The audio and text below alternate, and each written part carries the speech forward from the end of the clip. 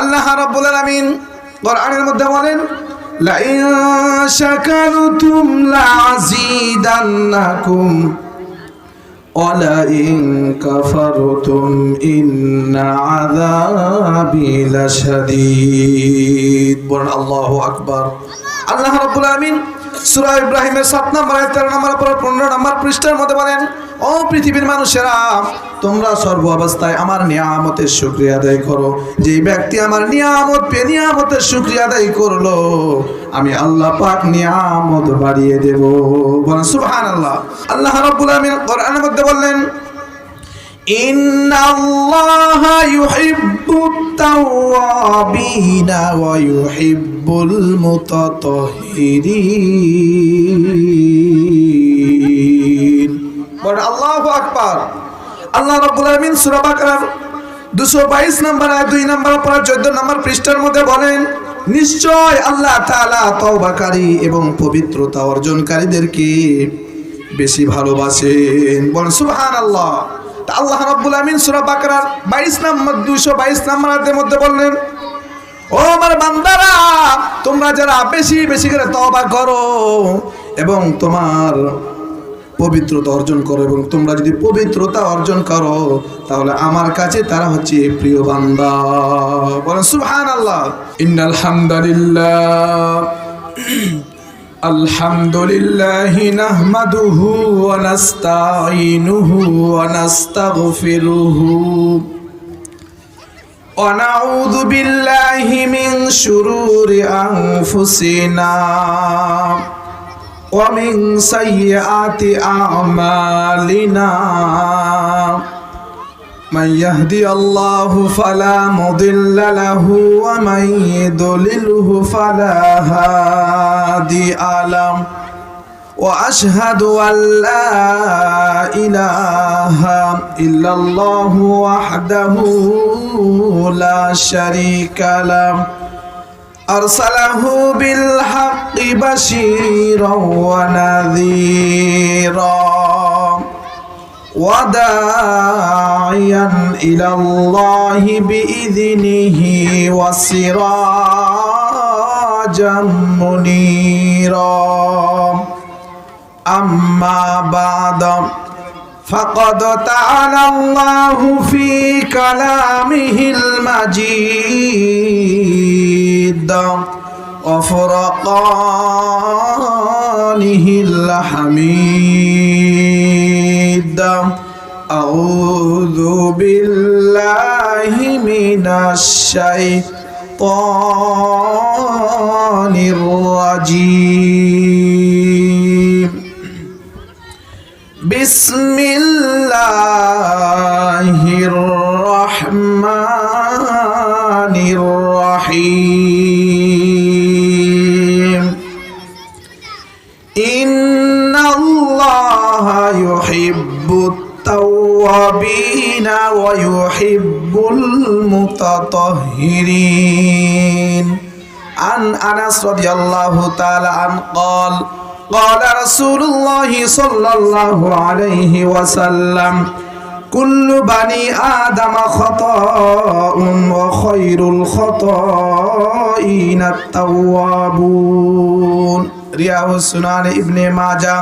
وقال تعالى في شان حبيبه إن الله وملائكته يصلون على النبي يا أيها الذين آمنوا صلوا عليه وسلموا تسليما. আমরা সকলে দরুদ ইব্রাহিম পড়ি। আল্লাহুম্মা সাল্লি আলা মুহাম্মাদিন ওয়া আলা আলি মুহাম্মাদ কামা সাল্লাইতা আলা ইব্রাহিম ওয়া আলা আলি ইব্রাহিম ইন্নাকা হামিদুম মাজিদ. আল্লাহুম্মা বারিক আলা মুহাম্মাদিন ওয়া আলা আলি মুহাম্মাদ কামা বারাকতা আলা ইব্রাহিম وعلى آل إبراهيم إنك حميد مجيد আমরা সবাই জিকির করি লা ইলাহা ইল্লাল্লাহ লা ইলাহা ইল্লাল্লাহ জোরে লা ইলাহা ইল্লাল্লাহ লা ইলাহা ইল্লাল্লাহ নবী ইউসুফ কান্দে কুয়াই পড়ে নবী ইউনুস কান্দে মাছের পেটে নবী ইউসুফ কান্দে কুয়াই পড়ে নবী ইউনুস কান্দে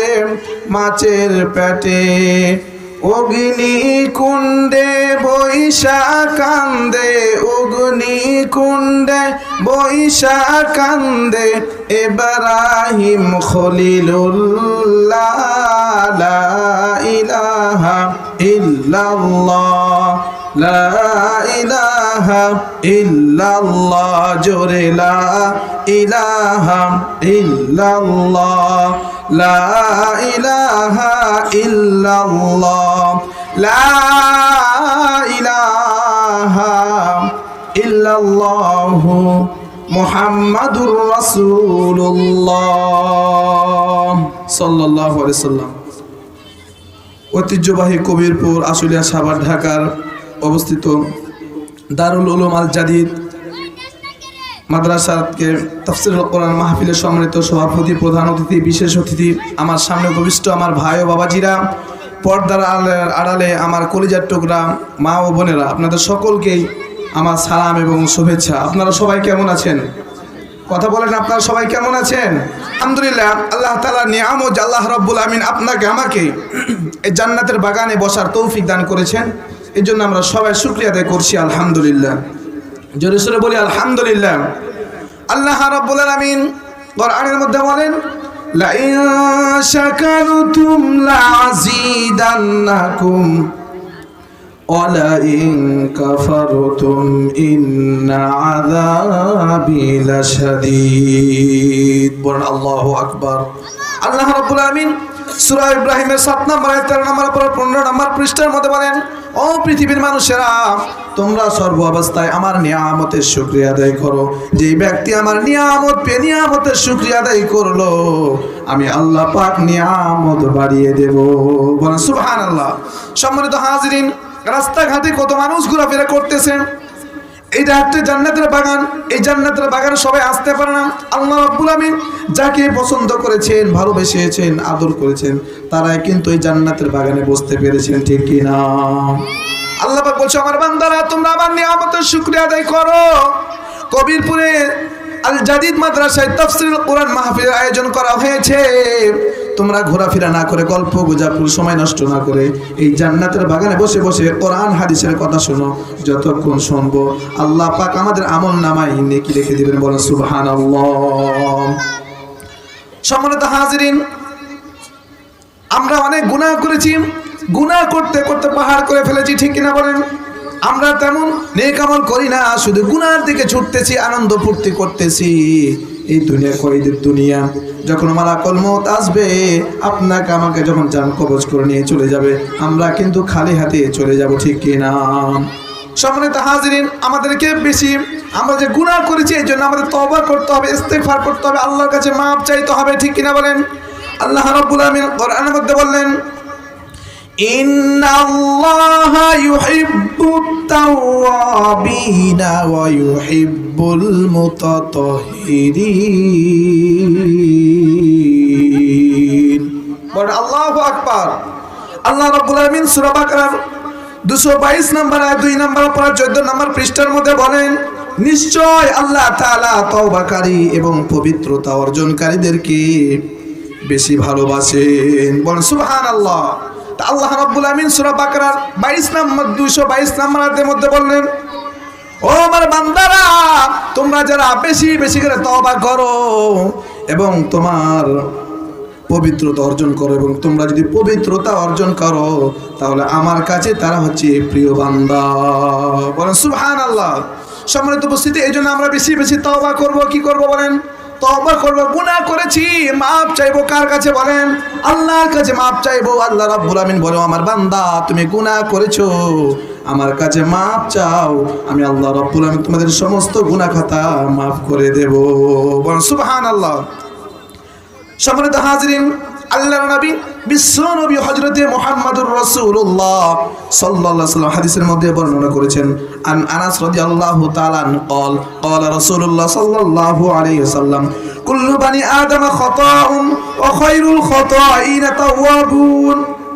সুনান ইবনে মাজাহ শরীফের 4251 নম্বর হাদিসের মধ্যে আল্লাহর নবী বিশ্ব নবী হযরতে মুহাম্মদুর রাসূলুল্লাহ সাল্লাল্লাহু আলাইহি ওয়াসাল্লাম বলেন, হযরত আনাস রাদিয়াল্লাহু তাআলা থেকে বর্ণিত, আল্লাহর নবী বিশ্ব নবী হযরতে মুহাম্মদুর রাসূলুল্লাহ সাল্লাল্লাহু আলাইহি ওয়াসাল্লাম বলেন, প্রত্যেক আদম সন্তান গুনাহগার, আর গুনাহগারদের মধ্যে হচ্ছে তওবাকারী।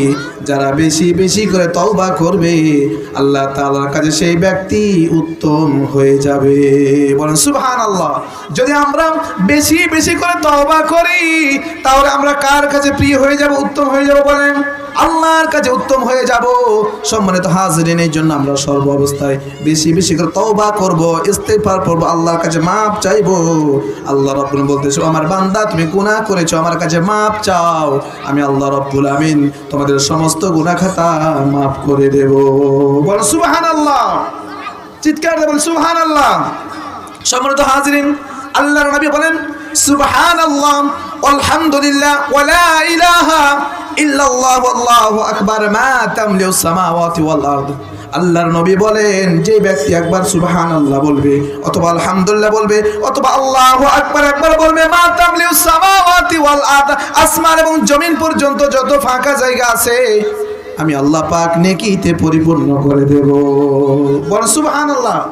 আর জোরে বলেন সুবহানাল্লাহ। সম্মানিত হাজিরিন, সুবহানাল্লাহ বলতে কষ্ট হচ্ছে নাকি? বলেন জোরে বলেন। কষ্ট হয়?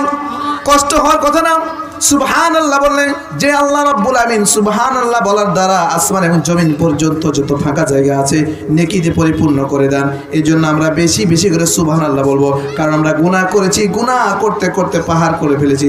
আল্লাহ রাব্বুল আমিন বলতেছে, আমার বান্দা তুমি গুনাহ করেছো, তুমি গুনাহ করেছো, তোমরা গভীর রাতে তাহাজ্জুদের নামাজে দাঁড়িয়ে যাও, তাহাজ্জুদের নামাজ আদায় করার পর আমার দরবার হাত বাড়িয়ে দাও, আমি আল্লাহ রাব্বুল আমিন তোমাদের জীবনের গুনাহগুলো মাফ করে দেব। বল সুবহানাল্লাহ। আরো জোরে সরে বলে সুবহানাল্লাহ। সম্মানিত হাজিরিন, তওবা কবুলের কিছু শর্ত আছে। কেমনে তওবা করব? 1 নম্বর শর্ত, নিজের গুনাহের জন্য আল্লাহর কাছে লজ্জিত হব, অনুতপ্ত হব, আল্লাহর কাছে মাপ চাইব। যদি আমরা মাপ চাই, তাহলে আমার আল্লাহ রব্বুল আমিন আমাদের গুনাহ খাতা মাফ করে দেবেন, ঠিক না? তাহলে আমাদের কি করতে হবে? গুনাহ করেছি, অনুতপ্ত হতে হবে, তওবা করতে হবে, ইস্তেগফার করতে হবে। আল্লাহ রাব্বুল বলছে, বান্দা তুমি আমার কাছে মাপ চেয়েছো, আমি আল্লাহ রাব্বুল তোমার সমস্ত গুনাহ খাতা মাফ করে দিলাম। বলো সুবহানাল্লাহ। 2 নম্বর শর্ত হচ্ছে গুনাহের অভ্যাস ছেড়ে দিতে হবে। যেমন আগে নামাজ কাজা করেছি, নামাজ পড়ি নাই, রোজা কাজা করেছি, আমি তওবা করব, তওবা করে আজকে থেকে আমি 5 ওয়াক্ত নামাজি হয়ে যাব, আল্লাহর প্রত্যেকটি বিধিবিধান মানে চলবো। আল্লাহর নবী বলেন ইসলামের ভিত্তি 5টি জিনিসের উপর, কালিমা, নামাজ, রোজা, হজ, যাকাত। এই 5টি জিনিসকে আমরা আঁকড়ে ধরবো, আমল করব। যে ব্যক্তি ফিতনার জামানায় এই 5টি জিনিসকে আঁকড়ে ধরবে, আল্লাহর নবী বলেন ওই ব্যক্তিকে কিয়ামতের দিন মুসিবতের সময় ওই ব্যক্তিকে আমি সুপারিশ করে জান্নাতে পৌঁছে দেব। বল সুবহানাল্লাহ। সম্মানিত হাজিরিন, 3 নাম্বার তওবার শর্ত হচ্ছে ভবিষ্যতে আর কখনো আমরা গুনাহ করব না। এমন ভাবে খালেস নিয়ে তো তওবা করব, আল্লাহ আমি যা গুনাহ করেছি গো আল্লাহ মেহেরবানি করে আপনি মাফ করে দেন, আমি আর জীবনে গুনাহ করব না। 4 নম্বর হচ্ছে যে সমস্ত আমল কাজা হয়েছে, যেমন নামাজ, রোজা, হজ, যাকাত, যেগুলো আমাদের কাজা হয়ে গেছে আমরা তওবা করব আর এখন থেকে শুরু করে দেব। আল্লাহ রাব্বুল বলতেছে, আমার বান্দা তুমি তওবা করো আর নতুন করে আমল শুরু করে দাও, আমি আল্লাহ রাব্বুল আমিন তোমাদের আমল নামাগুলো আমি কবুল করে নেব। বল সুবহানাল্লাহ। 6 নম্বর বলা হয়েছে আল্লাহর কাছে কাকুতি মিনতি ভাবে আমরা তওবা করব। আল্লাহ রাব্বুল আমিন কোরআনের মধ্যে বলেন, ইন্নাল্লাহা ইয়াগফিরুয যুনুবা জামিআ ইন্নাহু হুয়াল গফুরুর রহিম। বলেন আল্লাহু আকবার, জোরে বলেন আল্লাহু আকবার।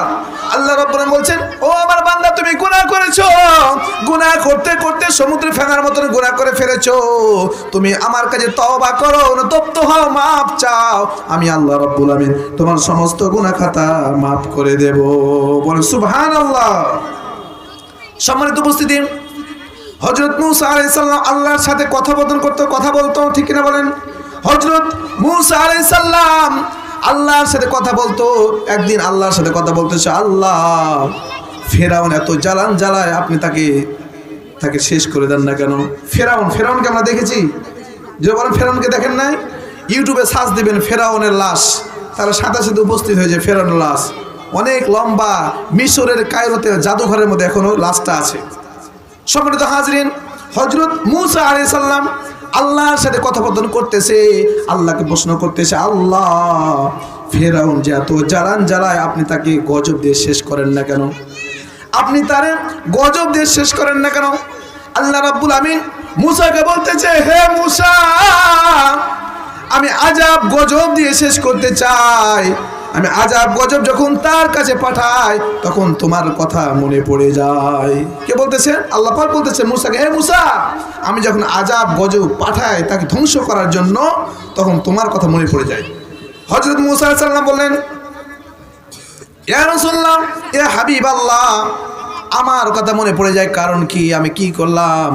বলতেছে, আল্লাহ কি করলাম বলেন? আল্লাহ রাব্বুল বলতেছে, মূসা তোমার মাথায় টুপি, মাথায় পাগড়ি, ফেরাউনের মাথায় লম্বা পাগড়ি আছে, তোমার গালে দাড়ি, ফেরাউনের দাড়ি আছে, তোমার শরীরে লম্বা জামা আছে, জুব্বা আছে, তার শরীরেও লম্বা জুব্বা আছে, তার এই এত সুন্দর লেবাস দেখে আমি আল্লাহ রাব্বুল আমিন গজব দিয়ে তাকে শেষ করতে পারছি না, আমি তার ফিরে আসছি। বলেন সুবহানাল্লাহ। সম্মানিত উপস্থিতি, দেখেন এই টুপির কত দাম, এই পোশাকের কত দাম, এই দাড়ির কত দাম। আপনার দাড়ি আছে, রাস্তা দিয়ে আপনি হাঁটবেন, দেখবেন আপনাকে সবাই সালাম দেবে, ঠিক কিনা বলেন? আর আপনার যদি দাড়ি না থাকে, আপনাকে কেউ সালাম দেবে না, ঠিক কিনা বলেন? দাড়ি থাকা কি সম্মান আল্লাহ রাব্বুল আলামিন দান করেছেন। এই জন্য আমরা দাড়ি রাখবো, কি রাখবো বলেন? আর মাথায় টুপি রাখবো, টুপি হচ্ছে রাসূল সাল্লাল্লাহু আলাইহি ওয়াসাল্লামের সুন্নাত। আমার মাথায়, আপনার মাথায় যখন টুপি থাকবে, মানুষ দেখলে সালাম দিবে, আসসালামু আলাইকুম ওয়া রাহমাতুল্লাহ, ঠিক কিনা বলেন? আল্লাহর নবী বলেন, যেই ব্যক্তি সর্বপ্রথম সালাম দিল, ইন্না আউওয়ালান নাস বিল্লাহি মান বাদা বিসসালাম, যেই ব্যক্তি সর্বপ্রথম সালাম দিল, সেই ব্যক্তি আল্লাহর কাছে প্রিয় হয়ে গেল। বলেন সুবহানাল্লাহ। যদি আমরা সর্বপ্রথম সালাম দেই, তাহলে আল্লাহর কাছে প্রিয় হয়ে যাব। বলেন সুবহানাল্লাহ। আর এক হাদিসের মধ্যে আসছে, আল বাদিউ বিসসালাম বারিউ মিনাল কিবির, যেই ব্যক্তি সর্বপ্রথম সালাম দিল, সেই ব্যক্তি অহংকার থেকে মুক্ত হয়ে গেল। বলেন সুবহানাল্লাহ।